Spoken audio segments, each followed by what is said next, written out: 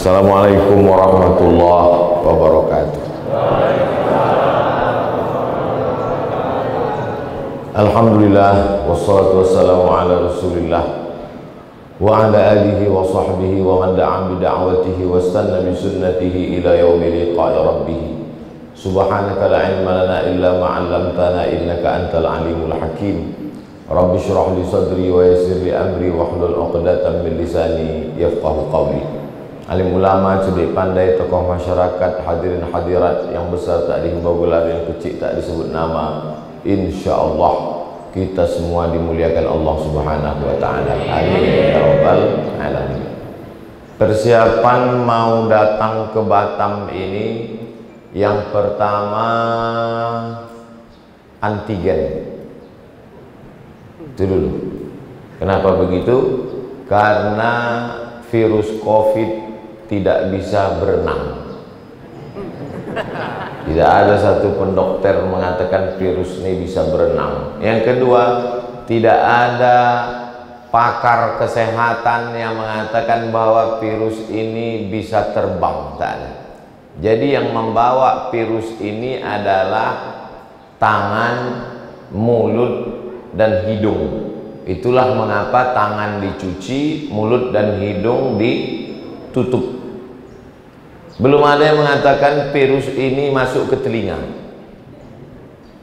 Andailah virus ini bisa masuk ke telinga, tak bisa kita ceramah, karena pakai sumbat semuanya. Tak bisa. Maka persiapan sebelum datang ke Batam, dulu rapid test, meningkat menjadi antigen. Setelah habis laku rapid test sama antigen, nanti swab. Sesudah habis laku swab, barulah apa namanya? Vaksin. Tahu aja apa yang mau dijual. Ini persiapan. Kemudian pengumuman. Yakinkan bahwa Anda naik pesawat yang benar. Bolak-balik diumumkan. Supaya apa? Jangan sampai salah naik pesawat. Kebetulan kejadian, begitu kami sampai masuk ke pesawat, dua orang yang udah ke tengah keluar balik. Saya tanya, kenapa Pak? Salah naik pesawat. Mau ke Jakarta naik pesawat Batam. Bisa rupanya salah naik pesawat.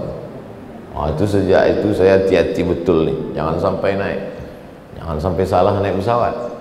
Karena kalau sampai salah sakitnya tak seberapa, malunya macam bongkak muka. Apalagi kalau sampai saya salah, besok keluar berita di Detik, Ustadz salah naik pesawat. Lalu kemudian koper jangan terlalu berat, karena nanti kalau terlalu berat overweight berat sekilonya berapa. Lalu kemudian selama dalam pesawat itu hati-hati, jangan asik main-main handphone, nanti ditegur sama pramugari. Pak, bukan mau tahu dia Ustadz. Ustadz ditegurnya juga. Kok tahu Ustadz? Saya beberapa kali kena. Ini persiapan mau ke Batam. Di Batam ini berapa lama? 2 malam. Sesuaikanlah pakaiannya. Maka dibawalah pakaian batik 2, baju putih 2, baju Melayu 2. Supaya apa? Supaya jangan sampai berapa kali pengajian baju tak berganti. Tengok sama jamaah, Ustadz nih susah betul sampai baju tak berganti. Makanya kemarin di Bintan pakai batik, sekarang pakai koko.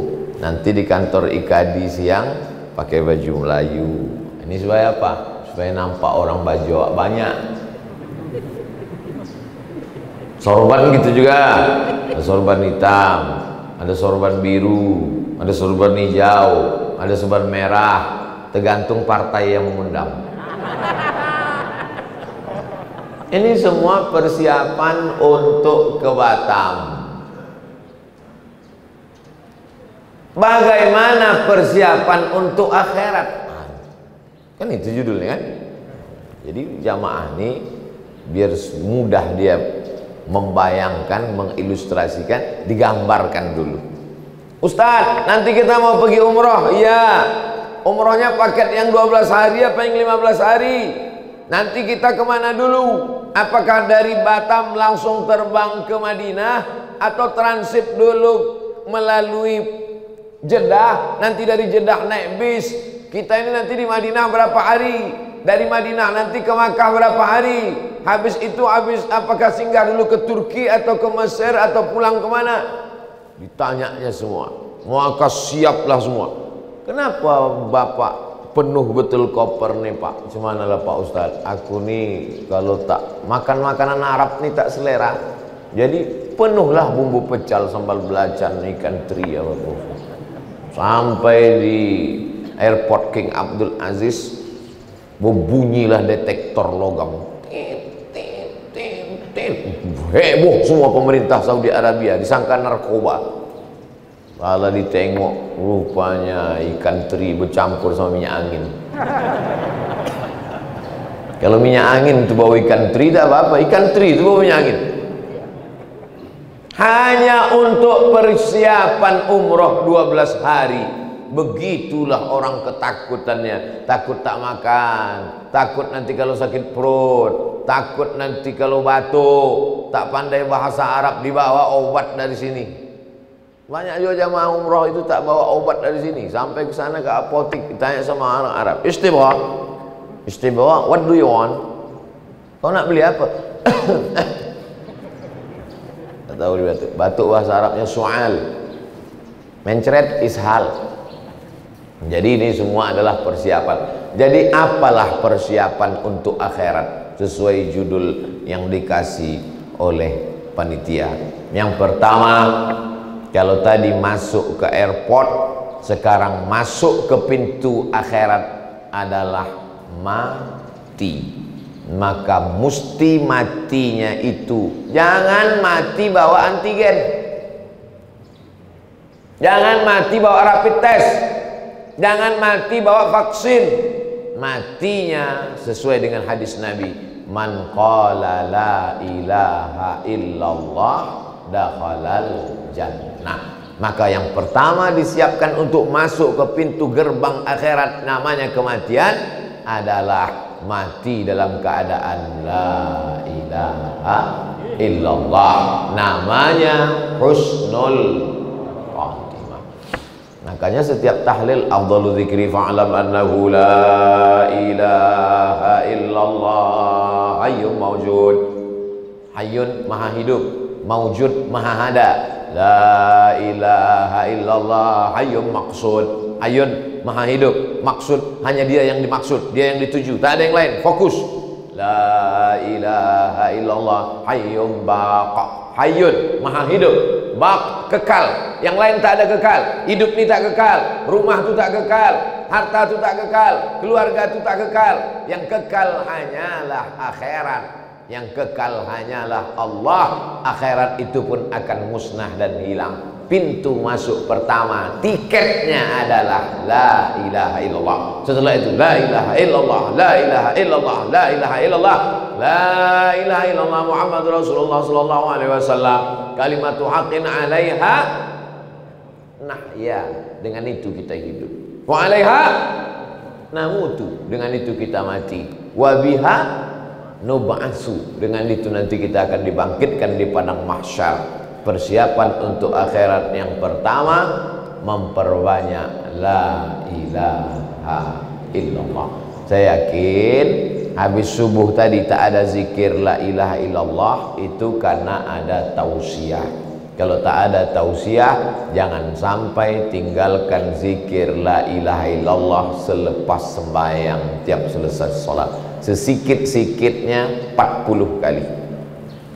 1, 2, 3, 4, 5, 6, 7, 8, 9, 10, 11, 12, 13, 14, 15, 16, 17, 18, 19, 20. Sekali genggam 20, 2 kali genggam 40. La ilaha illallah, la ilaha illallah, la ilaha illallah, la ilaha illallah, la ilaha illallah, la ilaha illallah, la ilaha illallah, la ilaha illallah, la ilaha illallah, la ilaha illallah, la ilaha illallah, la ilaha illallah, la ilaha illallah, la ilaha illallah, la ilaha illallah, illallah, la ilaha illallah, la ilaha illallah, la ilaha illallah. 40 angka kesempurnaan. Bisa 100 5 kali genggam yang tak membawa tasbih. Tasbih ada, cuman tersangkut di kaca spion. Motor itulah yang husnul khatimah. Awak su'ul khatimah. Telinga ini mesti sering mendengar la ilaha illallah. Kenapa? Karena dia kalau selalu mendengar selalu terngiang. Apa yang selalu didengar itulah yang selalu terngiang. Kalau selalu mendengar la ilaha illallah waktu mau tidur malam, pas mau tidur malam antara kata orang tidur ayam, antara tidur dan jaga tuh mau dia terngiang la ilaha illallah, la ilaha illallah, la ilaha illallah, la ilaha, mau terngiang. Bapak kalau ibu kalau banyak zikir tuh mengigau pun mau dia, mau tidur malam terngiang. Tapi banyak orang sekarang terngiang TikTok. Itu yang selalu datang. Berapa kali kita dengar la ilaha illallah? Asyhadu an la ilaha illallah. Maka dijawabnya asyhadu an la ilaha illallah. 2 kali azan subuh. Habis itu qomat. Allahu akbar, Allahu akbar. Asyhadu an la ilaha illallah.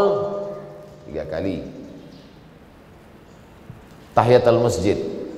At-tahiyatul wabarakatuh sallallahu alaihi assalamu alayka ayyuhan nabiy wa rahmatullahi wa barakatuh. Assalamu alayna wa ala ibadillahi shalihin. Asyhadu an la ilaha illallah. 4 kali. Qabliyah subuh. Asyhadu an la ilaha illallah. Pas Allah tu terunjuk naik ke atas. Asyhadu an la ilaha illallah. Mazhab Syafi'i.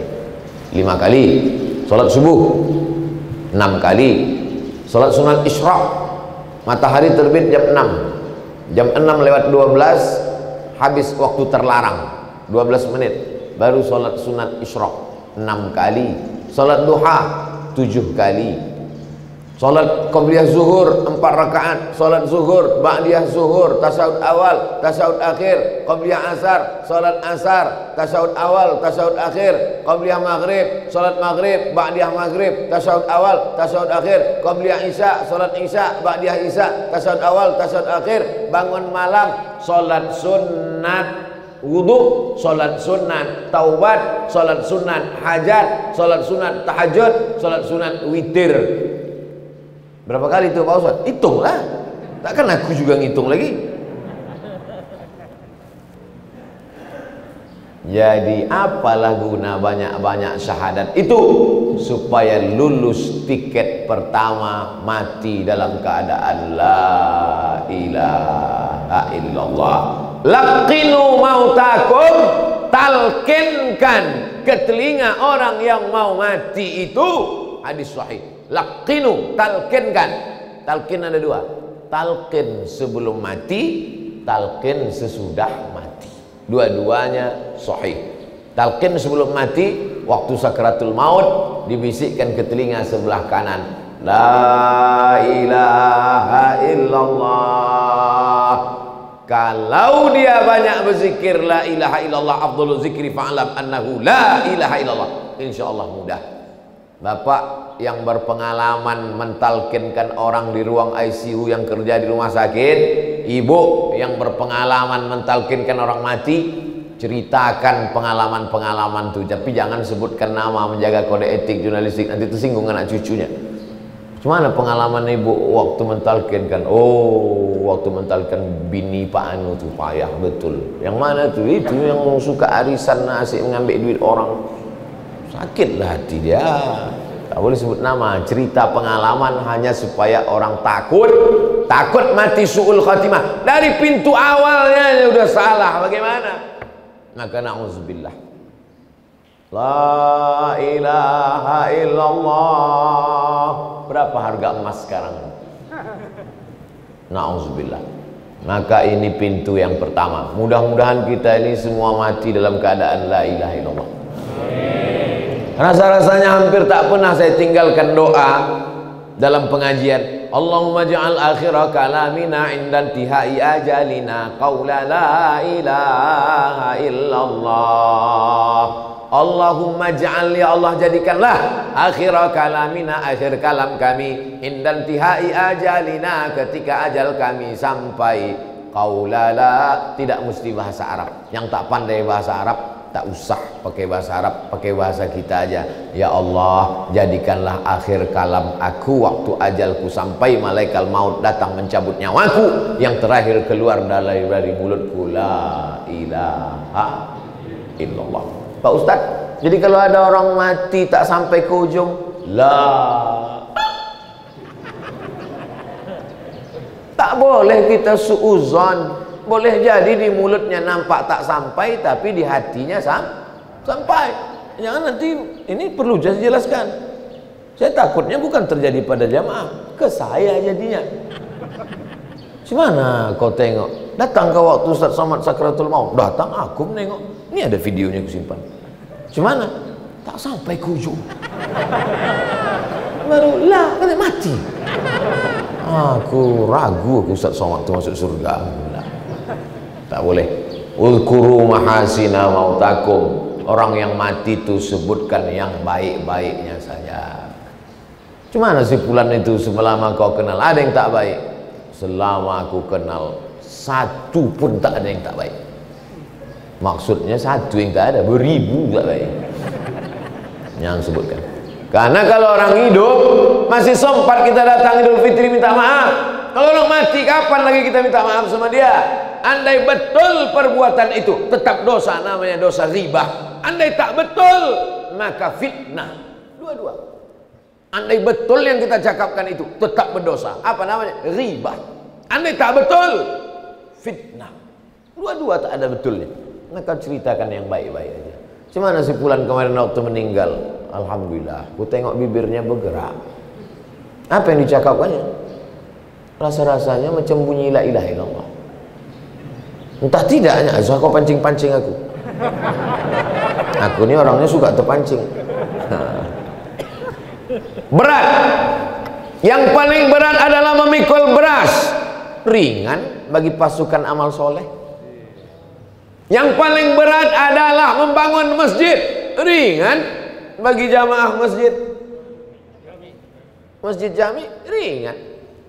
Yang paling berat itu apa? Mengucapkan la ilaha illallah waktu sakaratul maut. Tapi Allah tahu bahwa kau berat mengucapkan ini. Ku kasih kalimat yang bibirmu tak perlu bergerak. La ilaha illallah. Tak bergerak bibir. Mengucapkan nama Abdul Somad bergerak. Abdul Somad. Cobalah sebutkan Abdul Somad, bibir tak usah bergerak.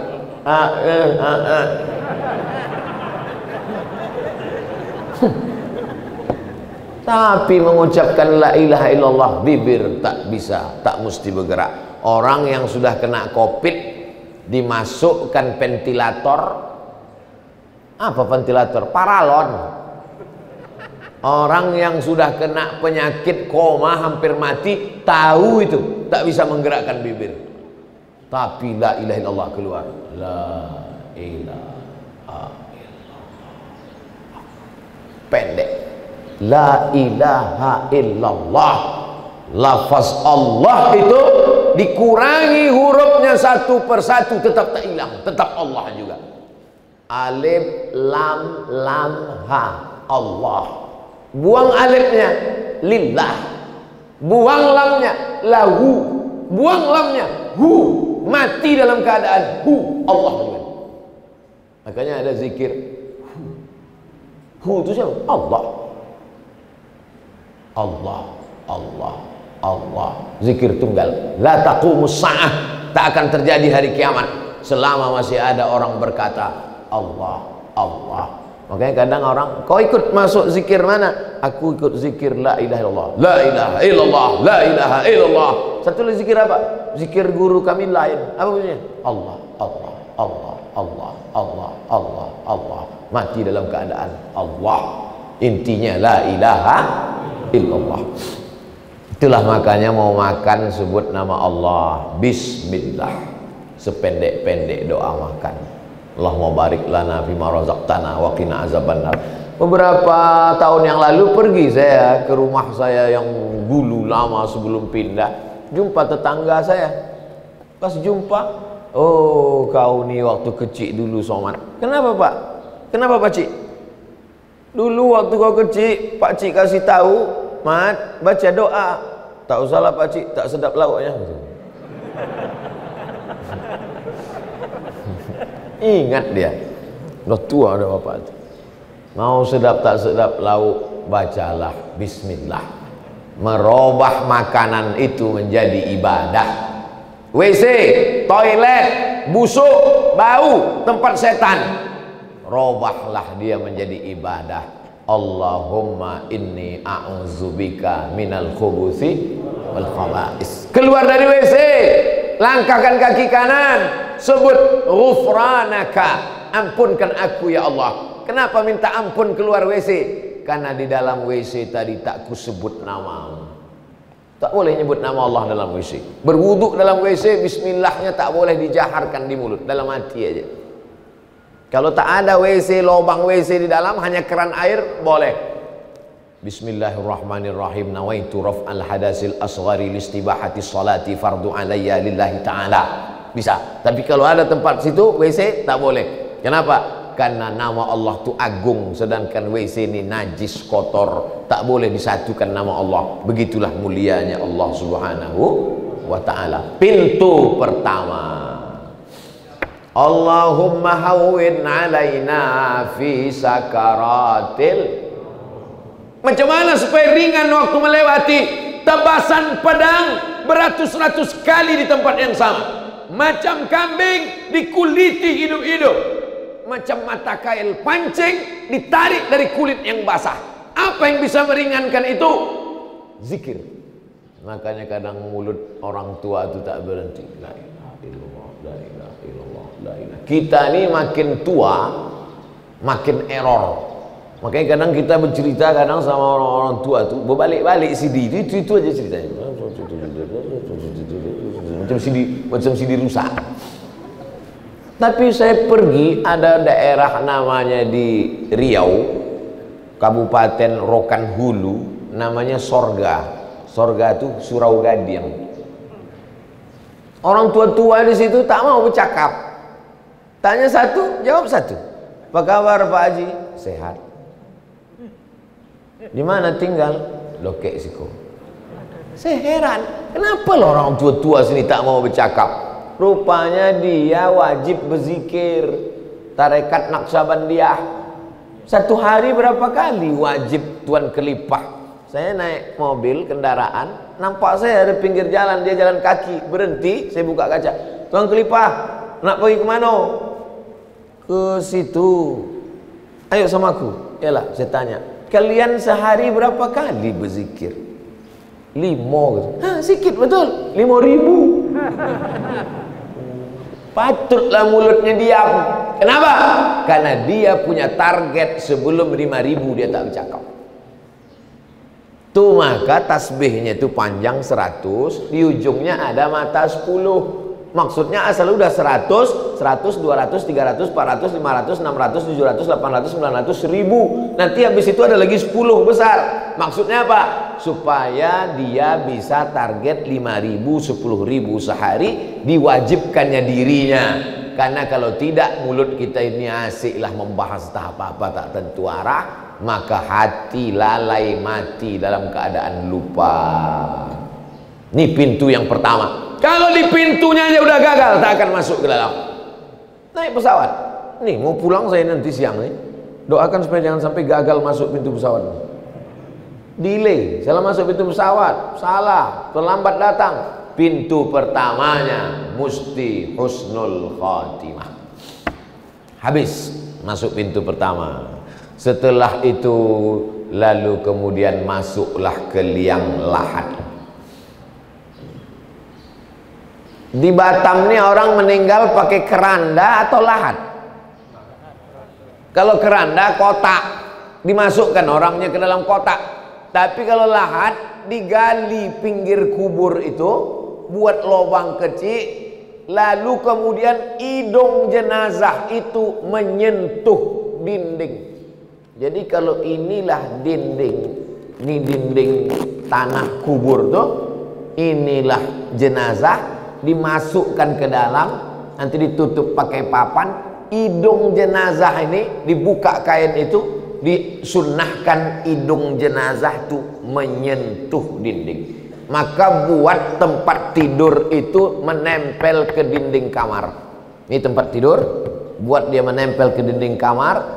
Di sini bantal, waktu tidur miring kanan, tempelkanlah hidung tuh ke dinding. Anggap kalau kau mati, matilah malam ini. Geladi kotor. Coba nanti malam. Jangan sekarang, habiskan dulu ceramah nih. Mereng ke kanan, orang mati itu kan telentang. Yang telentang itu ICU. Mereng ke kanan, hidung menempel ke tanah. Itu makanya orang mati dalam kubur itu didoakan supaya kuburnya seluas sejauh mata memandang. Kenapalah orang mati itu didoakan supaya matanya sejauh mata memandang? Karena hidungnya menempel ke tanah. Kalau hidung menempel ke tanah, apa nampak? Didoakan supaya matanya sejauh mata memandang. Jadikanlah kuburnya ya Allah seluas sejauh mata memandang, tak berbatas. Kaki tukang gali kubur itu mengukur kubur itu tidak pakai meteran, pakai buluh, pakai bambu. Kenapa tak pakai meteran? Supaya penggali kubur tidak dipersalahkan oleh keluarga. Nanti waktu dikubur tiba-tiba lubang itu menyempit. Sudah diukur tinggi badan, panjang tubuh 175 cm. Digali 175, pas mau dimakamkan bertekuk lutut tuh, memendek lubang. Disalahkan tukang gali. Salah kamu ini. Tidak, aku tak salah. Aku ngukurnya bukan pakai meteran. Nih buluh. Buluh mana bisa dipotong? Lalu yang salah apa? Tanah tuh menyempit. Gara-gara apa? Tukang geser sempadan tanah. Pernah Bapak menengok orang mati lutut ditekuk? Tanya sama tukang-tukang gali. Tak sabar tanah tuh mau menjepit. Kata dia. Dulu kalau udah mengukur sempadan tanah, digeser kulang geser. Siapa yang mengkhianati qadra shibrin, sejengkal, tuwiqa, dililitkan di lehernya, sab'i aradin, 7 lapis tanah. Lahir di atas tanah, diciptakan dari tanah, makan dari sumber saripati tanah, asal muasal dari tanah, mati akan dijepit tanah. Jadi yang hari ini tamak betul ke tanah, silakanlah, akan dijepit tanah. Tanah ini milik doktorandus Fulan, tanah ini milik insinyur Fulan. Tanah tak salah, tapi kalau sampai curang sempadan tanah gara-gara ini. Berapa meter tadi Pak Ustaz? Sejengkal kau curang berkhianat, maka kau akan dihimpit tanah, patah-patah tulang-tulangmu, remuk hancur redam isi kepalamu. Belum lagi azab mungkar nakir. Makanya tadi sebelum salam, Allahumma inni a'udzubika min azabi jahannam wa min azabil qabri. Jauh dari azab kubur. Apa yang bisa menyelamatkan diri dari azab kubur ini? Ada dalam Quran. Laula akhartani ila ajalin qarib. Ya Allah, kata orang mati itu, diceritakan dalam Quran. Ya Allah, kasihlah aku waktu tambahan walau sedetik saja. Ya, tak usah sehari, tak usah setahun, sedetik aja Allah. Kalau aku kasih kau waktu sedetik, kau mau apa kata Allah? Untuk orang yang dikubur. Fa'asaddaqa, aku mau bersedekah. Ternyata yang meringankan azab kubur adalah sedekah. Saya dari mulai masuk masjid nih sampai sholat qobliyah, sampai sholat tahiyatul masjid, sholat qobliyah, sholat doa, Saya tengok masjid ini sempurna, perfect, cantik. Pas protokol mengatakan belum pasang plafon, baru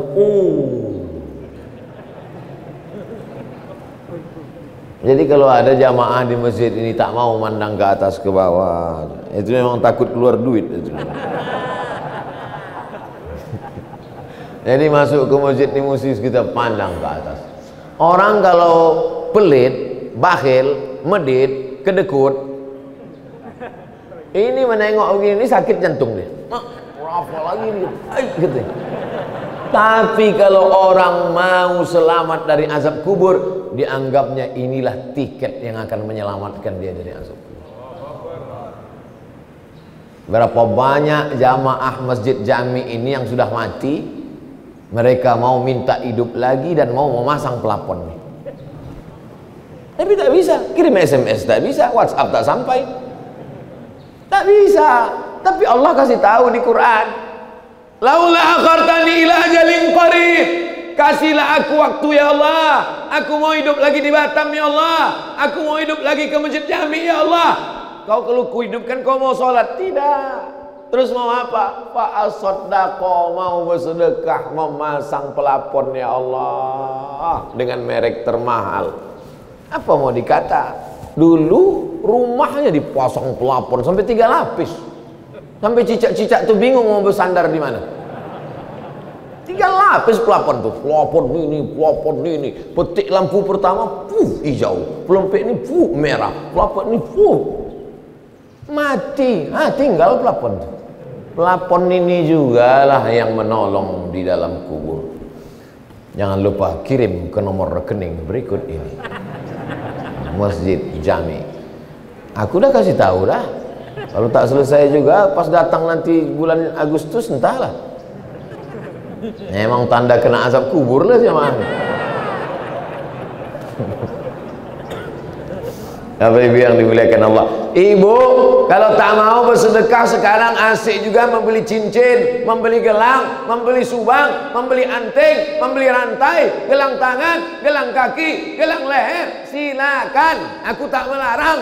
Tapi kalau kau mati, emas kau tuh pergi kemana? Habis diambil bapak tuh untuk kawin lagi. Emang ibu ketawa sekarang, tapi dari dalam perjalanan balik nanti betul juga kata Ustaz. Patutlah mata abang ni tajam menengok gelang-gelangku ni selama ini. Aku bukan mau memprovokasi, Bu. Ini kenyataan, Bu. Maka juallah 1-2 cincin itu, belikan ke pelapon. Selamat ibu dari azab kubur.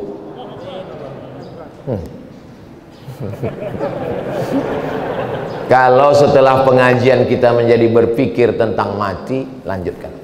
Tapi kalau sesudah pengajian tak ada berefek apa-apa, carilah pengajian yang kira-kira mengurangi syahwat-syahwat dunia kita ini.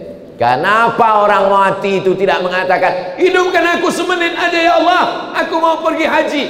Karena haji pahalanya baru nampak nanti ketika masuk dalam surga. Wal hajjul mabrur, haji mabrur, laisa lahu jaza illal jannah, balasannya surga nanti. Tapi di kubur yang sudah nampak balasannya sebelum hari kiamat, sebelum bangkit dari kubur, yang pertama kali nampak adalah pahala sedekah. Dah habis. Berapa lama lah dikubur nih Pak Ustadz? Nanti Bapak Ibu kalau ke Pekanbaru, pergi ke daerah Kampar Kiri arah ke Kuantan Singingi, ada di situ tertulis makam sebelah kanan setelah lipat kain, makam Syekh Burhanuddin 1111, artinya 1111. Sekarang 2021, berarti sudah berapa lama lah dia berpindah dari alam dunia ini? 2010 tahun, 1111. Sekarang 2021, 910 tahun. Hidup di dunia 63 tahun. Kalau tak kena diabetes, jantung koroner, covid, Anggap aja lah husnuzon 63 insya Allah, amin. Banyak pula tak mau, saya takut saya. 63 tahun di alam kubur 1000 tahun yang dipersiapkannya menjelang 63 tahun ini. Pensiun umur 58, mati 63. Dari 58 ke 63 5 tahun, persiapannya luar biasa sampai korupsi 5 tahun. Aku alhamdulillah Pak Ustadz, sementara pensiun sampai mati ini udah siap semua, kos-kosan udah 100 pintu. Inilah hasil-hasil korupsi selama ini nih Pak Ustadz. Hanya untuk 5 tahun persiapanmu luar biasa. Tapi di alam kubur 1000 tahun, apa yang sudah kau siapkan? Menunggu sampai hari kiamat. Akhirnya yang ditunggu itu pun datang, kiamat. Dulu katanya kiamat 2012, rupanya tak jadi, panitia tak siap. Mana pula bisa kiamat ditebak-tebak, tebak-tebak buah manggis.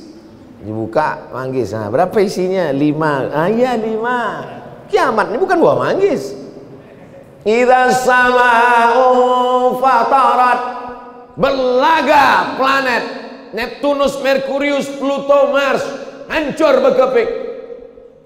Idza sama'u fatarat wa idzal kawakibu tasarat wa idzal bi'aru fujirat, lautan diledakkan, meledak di tengah laut, bergelombang sampai ke tepi pantai, gelombang dari tengah laut yang ke tepi pantai, bahasa Jepangnya tsunami.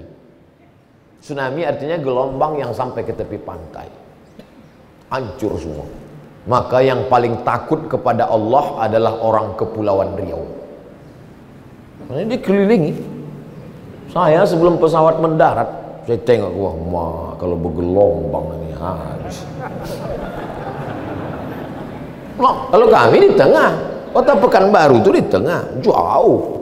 Andai pun sampai gelombang, tak sampai ke tengah.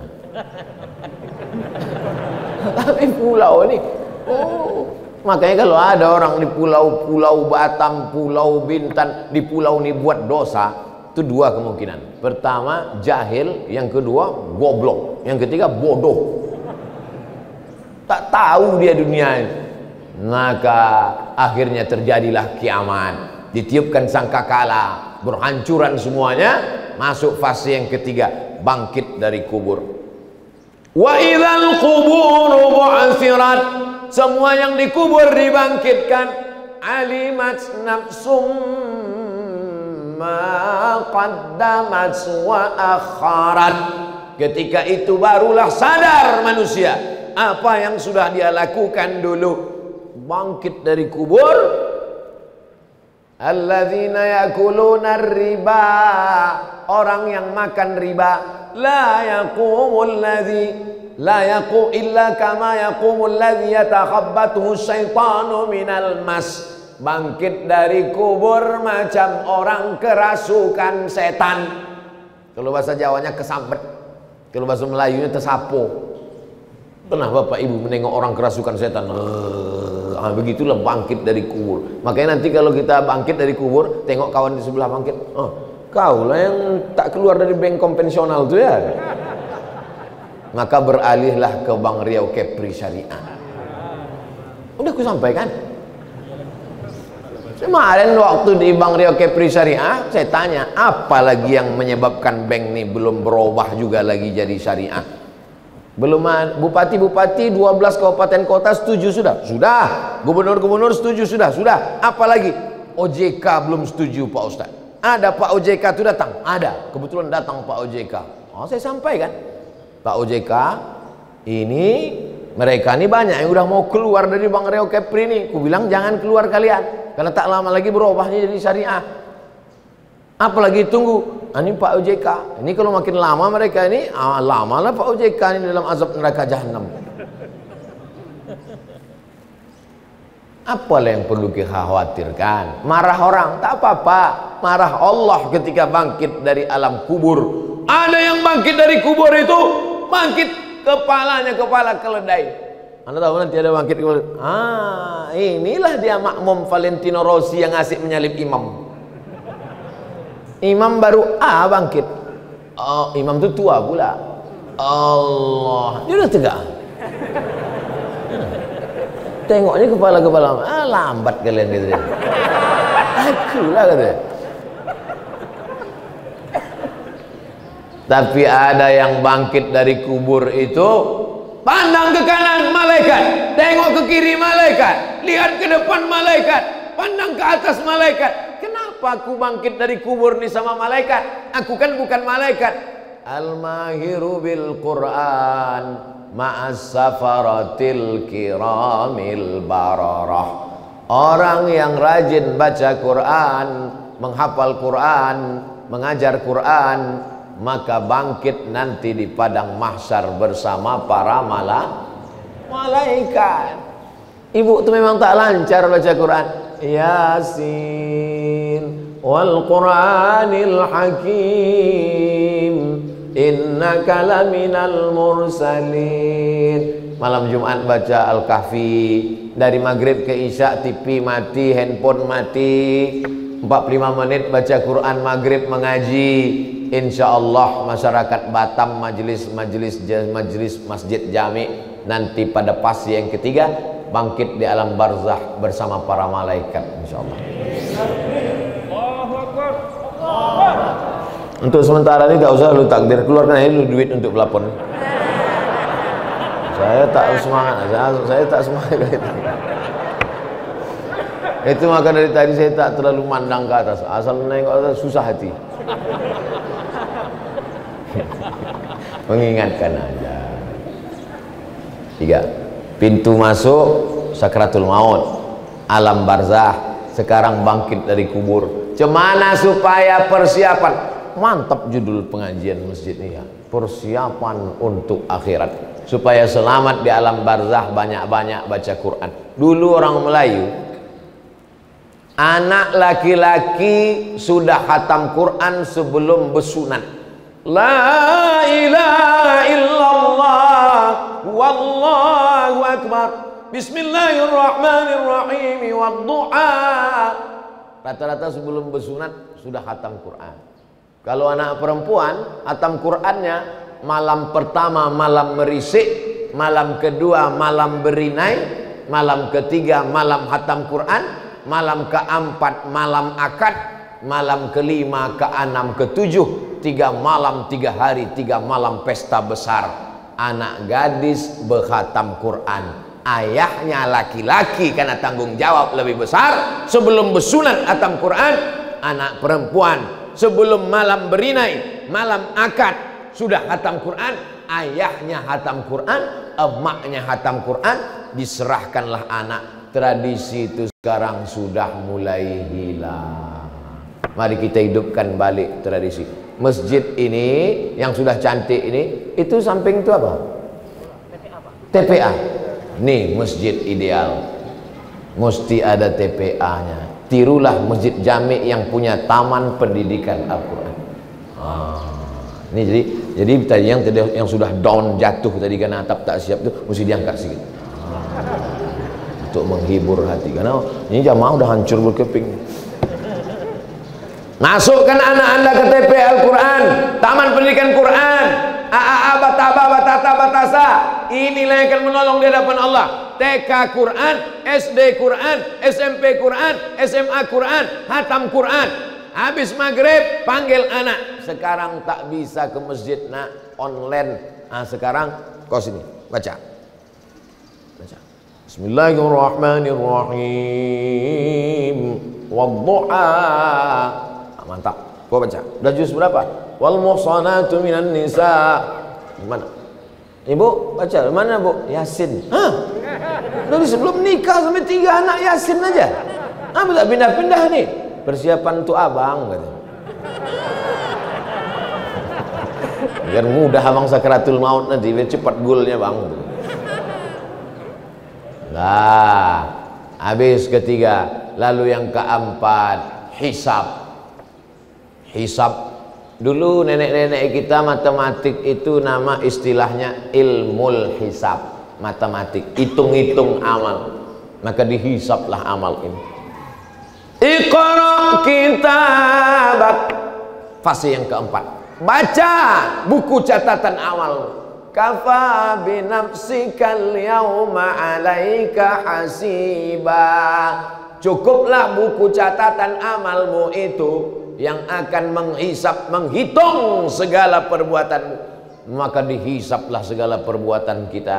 Tapi ada 70.000 golongan, 70.000 orang yang tanpa hisap. Ya Allah, jadikanlah kami jamaah subuh ini termasuk orang yang tak melewati hisap, langsung masuk ke surga. Atap tuh dulu.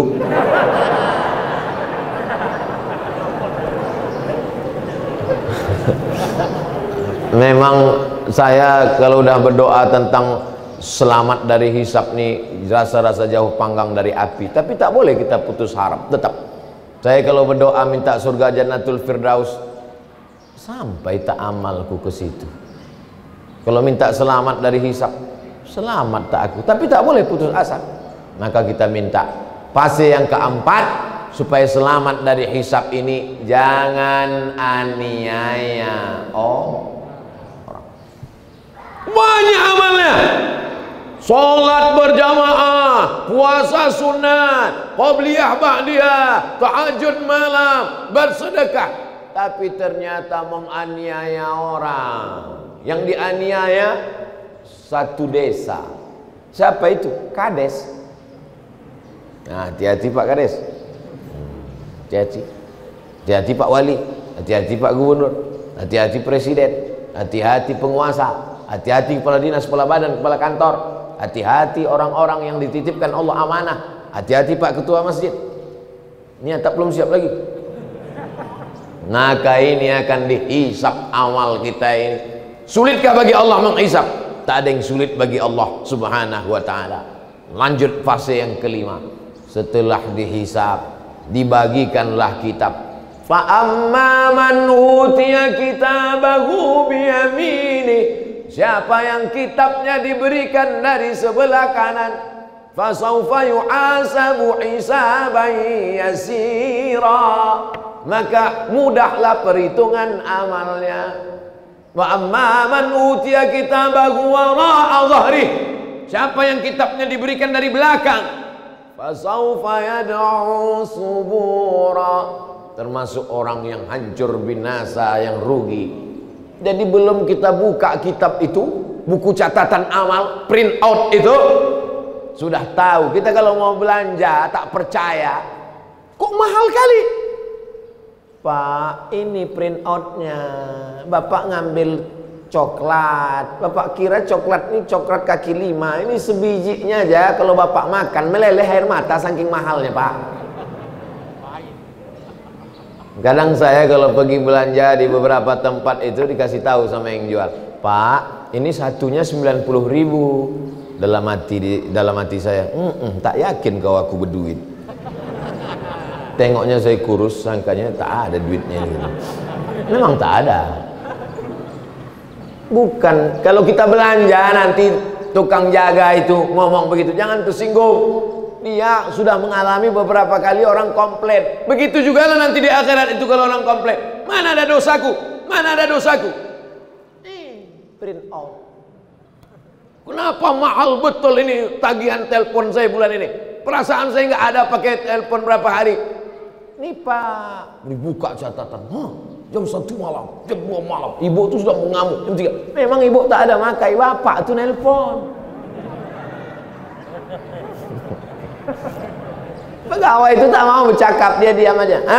Kata dia, dibukalah buku catatan, dibuka buku catatan.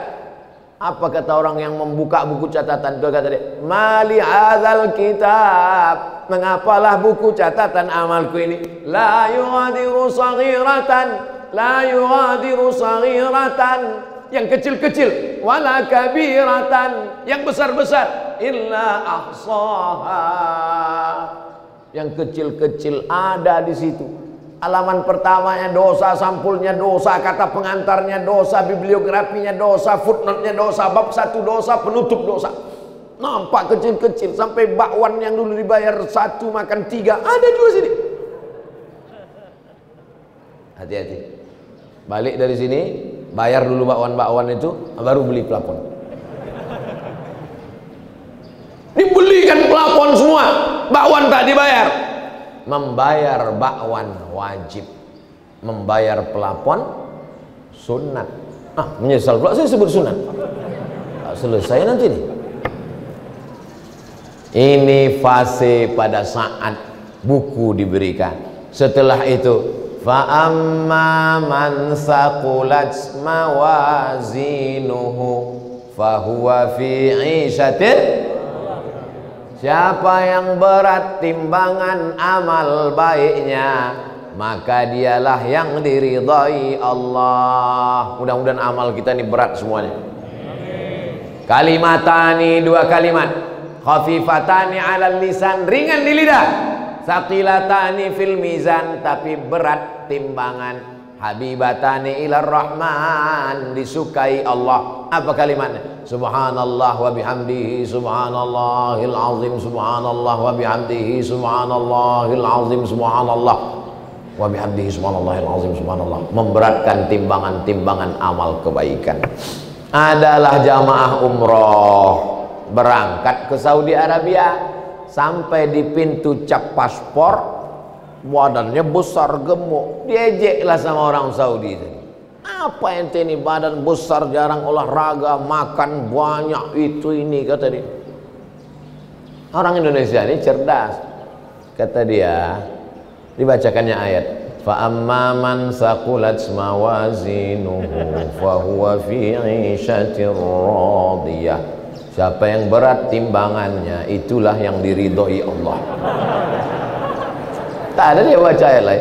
Buah capek orang Arabnya ngejek. Ente kibir jism ma fi riyadhah. Badan kau besar teralas olahraga. Orang Indonesia ini dia. Udah habis baru. Fa amma man saqulat mawazinuhu fa huwa fi 'ishatir radiyah. Habis itu dia pergi. Tak pandai dia melawan pakai ayat juga kan. Jadi tidak ada yang bisa menolong kita kecuali amal kita sendiri. Kalau dengan kawanmu kau kongko-kongko sampai jam 2 malam di kafe ngopi-ngopi, silakan. Tapi ingat, nanti di padang mahsyar di akhirat datang dia menolong kau. Kalau kawan-kawan di grup WhatsApp itu kira-kira bisa menolong kita, selalu menasihati, kata peganglah dia sebagai kawan sahabat. Karena dia yang akan menyelamatkan kita nanti di hadapan Allah Subhanahu wa taala. Lalu kemudian sampailah puncaknya haud telaga. Nabi sallallahu alaihi wasallam melihat telaga. Semua umat Muhammad akan minum di telaga itu. Kata Nabi, ada telaga, kolam air. Inna a'tainakal kautsar, telaga. Lalu kemudian siapa yang akan minum di situ ya Rasulullah? Yang akan minum di situ adalah ikhwani. Kamikah itu ya Rasulullah? Kalian ashabi, kalian kawan-kawan, kalian ashabi, sahabat-sahabatku. Tapi ada ikhwani. Siapa ikhwani itu ya Rasulullah? Amanu bi walam yarawni. Orang yang percaya kepada aku, beriman kepada aku, padahal biji matanya tak pernah menengok aku. Mereka ada di Batam, tak pernah menengok aku, tak berjumpa dengan aku, tak sholat denganku, tapi mereka percaya kepadaku. Mereka ramaikan rumah masjid-masjidku, mereka datang mendidik anaknya untuk membaca Quranku, dan mereka bersedekah untuk memasang pelapon masjid rumah Allah. Mereka adalah orang yang minum nanti di telaga itu, dan ketika dia minum di situ, la yazma'u fiha abada, dia tidak akan haus untuk selamanya. Dan kita setiap yang hadir ini akan minum di telaga Muhammad sallallahu alaihi wasallam. Lalu kemudian digiring, wasiqal ladzina taqaw rabbahum ilal jannati zumara. Lalu orang-orang Batam itu digiring, dibawa menuju surga berbondong-bondong berjamaah. Ketika sampai di pintu surga, apa kata penjaga? Salamun alaikum, selamat datang wahai orang Batam masuk ke surga. Tibtum, kalian sudah beramal soleh. fadkhuluha khalidin. Masuklah kalian kekal selamanya ke dalam surga. Maka orang Batam pun mencari pintu dia. Pintu mana aku yang cocok? Oh, ada orang Batam ini yang masuk dari pintu surga, namanya Babus Sodakoh, pintu sodakoh. Masuk dia ke dalam. Kenapa? Dia yang menyelesaikan pelapon ini. Lalu kemudian ada yang masuk dari pintu surga itu, namanya Babul Jihad, karena dia mati jihad fisabilillah. Masuk babul jihad. Ada yang masuk pintu surga itu dari Babur Rayyan, la yadkhuluha illa shaimun, la yadkhuluhu illa shaimun. Yang masuk dari pintu Babur Rayyan hanya orang rajin puasa sunat saja. Ibu-ibu yang rajin puasa sunat masuk Babur Rayyan.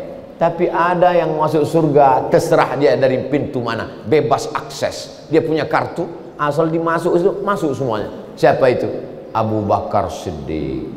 Abu Bakar Siddiq adalah orang yang masuk surga dari mana dia mau. Tapi ada perempuan yang bukan Abu Bakar Siddiq masuk dari pintu surga mana dia mau.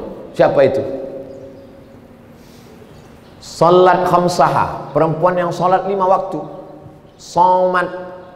Saumaha, puasa Ramadan. Ata'at zaujaha, taat dia kepada suaminya, dan suaminya itu pula taat kepada Allah, bukan suami yang sakau. Ini banyak suami-suami sakau sekarang, suami mabuk. Kau kalau mau masuk surga taatlah kepada abang. Pandai pula dia. Bukan laki yang macam itu laki setengah Fir'aun. Laki yang soleh, bu, taat ibu kepada dia, ibu berbuat baik kepada dia. Maka kata Allah, hai perempuan-perempuan, masuklah kalian ke dalam surga dari pintu mana yang kalian kehendaki. Maka ibu-ibu ini semuanya masuk surga insyaallah. Amin. Rabbana atina fid dunya hasanah wa fil akhirati hasanah wa qina azabannar. Masuk ke dalam surga. Terkejutlah orang Batam menengok surga. Kenapa? Ditengoknya orang Batam ada, orang Bintan ada, orang Anambas ada. Pas dicari-cari tak ada Ustaz Somad. Kemana? Tanya malaikat. Malaikat dia, Ustaz Somad di mana? Kata malaikat, dia di ruang VVIP. Aminkanlah. Amin. La ilaha illallah. Wa adkhilnal jannata ma'al abrar. Masukkan kami ke dalam surga ya Allah.